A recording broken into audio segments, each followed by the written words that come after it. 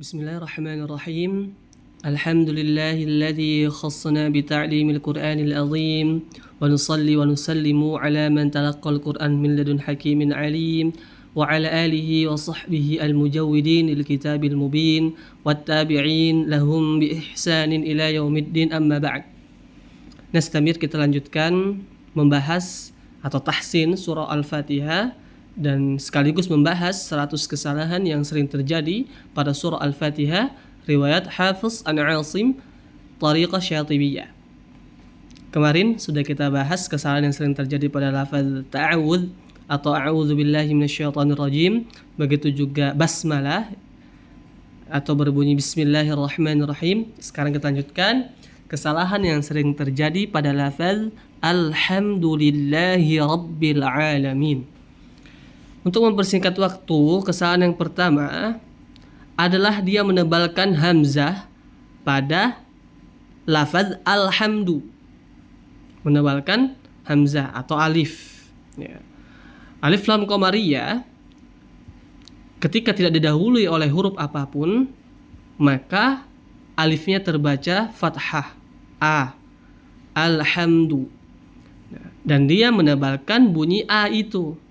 Kenapa bisa tebal? Karena tidak sempurnanya di dalam menyempurnakan harokat fathahnya. Dia pelit atau dia tidak mau membuka mulutnya secara sempurna. Alhamdulillah, alhamdu. Ketika dia menyempurnakan dengan membuka mulutnya atau menyempurnakan harokat fathah, maka bunyinya pun akan sempurna, tidak tebal. Alhamdu. Ini kesalahan yang pertama, menebalkan alif atau hamzah pada lafaz alhamdu. Kedua, tidak ada di sini ya. Kita sedikit berikan tambahan, dia ikhtilas. Ikhtilas itu membaca harokat dengan cepat dan samar, sehingga suaranya tuh ya hanya setengah harokat kalau kita bilang ya.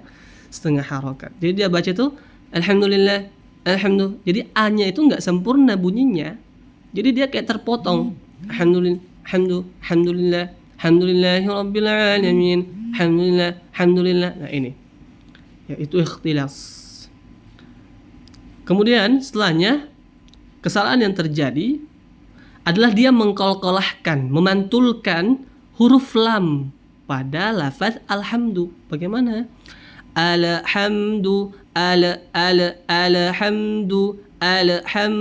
Nah ini juga kekeliruan, kesalahan yang terjadi. Dia mengkolkolahkan huruf lamnya atau memantulkan huruf lam atau bunyi lamnya. Alhamdu. Ya itu. Setelahnya dia menghilangkan sifat tawassut. Sifat tawassut ini suara ya. Sifat tawassut ini sifat yang berkaitan dengan suara. Suara pada huruf lam, pada lafaz alhamdu. Seperti apa? Sifat tawassut ini adalah sifat pertengahan antara syiddah dengan rokhawah. Syiddah itu tertahan suaranya, rokhawah mengalir. Nah, kalau tawassut pertengahan. Jadi dia pertengahan, tidak tertahan suaranya, tidak juga mengalir sekali, tapi pertengahan. Bagaimana bunyinya? Alhamdu, tidak alham atau tidak juga mengalir sekali. Alham, tidak. Tapi dia pertengahan, yaitu tawassut atau bainiyah. Alhamdu coba kita mendengarkan ya suaranya. Tidak tertahan, tidak juga mengalir sekali. Jadi dia pertengahan. Nah, kesalahannya dia adalah menghilangkan. Berarti dia membunyikan huruf lam ini dengan suara yang tertahan. Alhamdu. Karena dia menghilangkan sifat tawassut tadi. Kesalahan setelahnya adalah merubah huruf ha menjadi huruf ha. Ha tipis ya, kita katakan seperti itu, dirubah menjadi ha tebal. Pada lafaz alhamdu seharusnya pakai ha tipis. Alhamdu, huruf ha ini tempat atau keluarnya makhrajnya adalah di tengah tenggorokan atau wasatul halqa.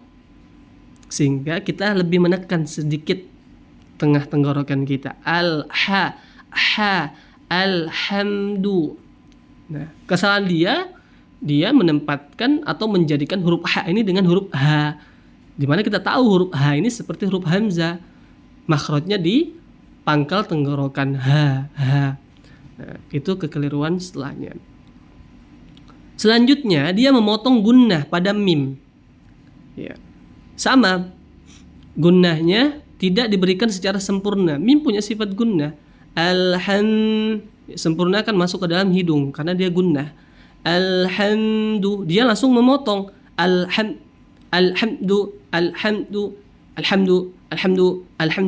Biasa ini terpengaruh dengan nada juga, lagam juga. Nah, ini kekeliruan, hati-hati, jangan sampai memotong gunnah. Sempurnakan gunnahnya masuk ke dalam hidung, ya. Sengaunya, suara sengaunya. Alhamdu. Kemudian tidak ada di sini ya, kita bahas sedikit. Kesalahan juga yang sering kita dapati adalah dia memantulkan huruf mim juga, seperti huruf lam. Alhamdulillah. Ini juga biasa ada ya, kita dapatin pernah. Taib. Kemudian menebalkan huruf dal. Alhamdu. Tadi sama, biasanya ketebalan huruf itu terjadi karena tidak sempurnanya harokatnya. Maka disempurnakan monyongnya. Alhamdu. Jangan sampai ya kita malu untuk memonyongkan bibir kita. Karena kita tahu huruf dal di sini berharokat dhamma. Dhamma berkaitan dengan bibir, yaitu dengan memonyongkan kedua bibirnya. Alhamdu. Kalau kita malas untuk malu untuk memonyongkan bibir kita, maka tebal bunyinya. Alhamdu. Ini harus berhati-hati. Kemudian menghilangkan sifat tawassut pada huruf lam pada lafaz lillah. Ya. Alhamdulillah, lillah langsung lillah. Biarkan sifat tawassutnya tadi, suara mengalir pertengahan ya, tidak terlalu mengalir sekali, tidak juga tertahan. Alhamdulillah, lil ya, tawassut nih. Lillah. Tidak lillah. Tidak juga berlebihan. Tapi pertengahan. Lillah, lillah, ini sifat tawassut. Kemudian kesalahan yang terjadi adalah dia memberikan sifat khofa. Ini sering kita dapatin ya, pembahasan khofa ya, udah kita bahas ada dua ayat sebelumnya. Nah, khofa di huruf H, dia memberikan sifat khofa ini, menyamarkan bunyi huruf H. Lillahi ra, lillahi hi, lillahi hi. Nah, hilangkan sifat khofanya dengan menjelaskan bunyi huruf H. Lillahi hi. Kemudian kesalahan setelahnya itu dia menipiskan huruf ro pada lafaz Rabbi. Dia bacanya Rabbi, ra. Biasanya orang Sulawesi nih ya. Anda juga kebetulan orang Sulawesi. Jadi kita sering dapatin seperti itu. Ra, Rabbi. Rabbi. Ro. Ya, ro punya sifat tafkhimnya di sini karena dia berharokat fathah, jadi tebal. Ro, jadi dibaca dengan tebal tafkhim, ya. Jadi jangan sampai kita baca tarkik ya, tipis ra. Kemudian menghilangkan sifat syiddah. Syiddah ini tadi suaranya tertahan.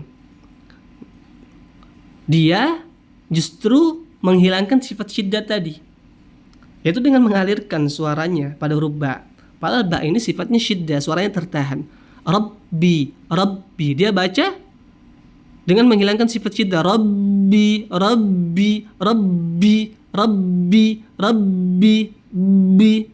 Nah, dia berarti seakan-akan mengalirkan suara pada huruf ba.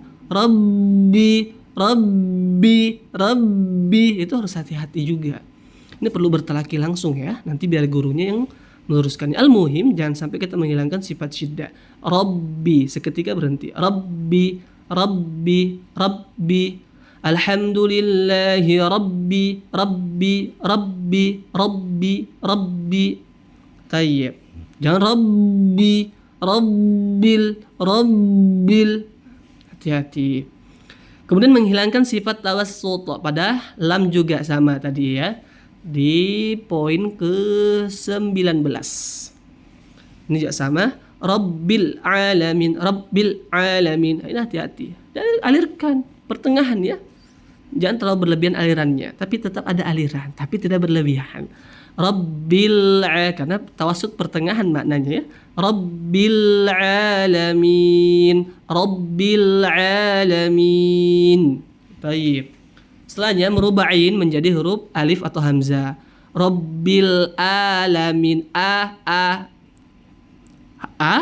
Hamzah keluar dari pangkal tenggorokan. Seperti huruf h keluar dari tengah tenggorokan. Jadi agak sedikit menekan. Ya. Rabbil alamin.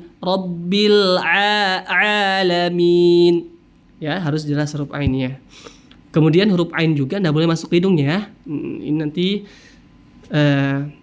harus banyak dilatih supaya ain tidak masuk ke dalam hidung. Kemudian 29 atau setelahnya imalah memiringkan bunyi ya menjadi huruf e biasanya. Imalah arid disukun pada alaminnya. Alamin. Mi. Bukan mi, tapi min. Alhamdulillahirabbil alamin. Mi. Kenapa tadi? Karena itu tidak menyempurnakan harokat. Kesalahan banyak terjadi itu karena tidak menyempurnakan harokat. Sehingga bunyinya nggak jelas, samar.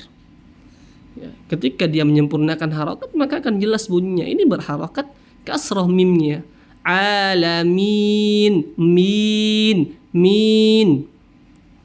Kemudian yang terakhir di sini terburu-buru menutup bibir ketika wakof pada alamin nunnya.